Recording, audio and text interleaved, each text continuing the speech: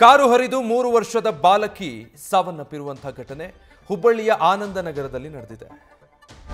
ರಾತ್ರಿ ಸಂಭವಿಸಿರುವಂತಹ ಅವಘಡ ಇದು. 3 ವರ್ಷದ ಬಾಲಕಿ ಆಜಿಯಾ ಮೇಲೆ ಕಾರು ಹರಿದಿದೆ.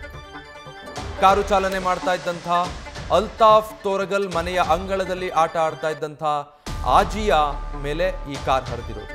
3 ವರ್ಷದ ಮಗು. ಗಂಭೀರವಾಗಿ ಗಾಯಗೊಂಡಿದ್ದಂಥ ಬಾಲಕಿಯನ್ನು ಕಿಮ್ಸ್ಗೆ ರವಾನೆ ಮಾಡಲಾಯಿತು. ಆದರೆ ಆಸ್ಪತ್ರೆಗೆ ತೆರಳು ಮಾರ್ಗ ಮಧ್ಯದಲ್ಲೇ ಪುಟ್ಟ ಬಾಲಕಿ ಸಾವನ್ನಪ್ಪಿದ್ದಾಳೆ.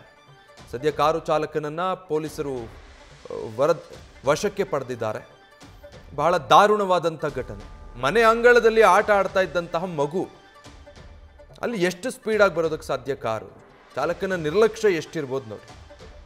ಮನೆ ಅಂಗಳದಲ್ಲಿ ನೆಲದ ಮೇಲೆ ಆಟ ಆಡ್ತಾ ಇದ್ದ ಮಗು ಮೇಲೆ ಕಾರ್ ಹರಿಸಿ ಕೊಂದಿದ್ದಾನೆ ಚಾಲಕ. ನ್ಯೂಸ್ ಫಸ್ಟ್ ನಿರ್ಭೀತಿಯಿಂದ ನಿಮ್ಮ ಪರವಾಗಿ.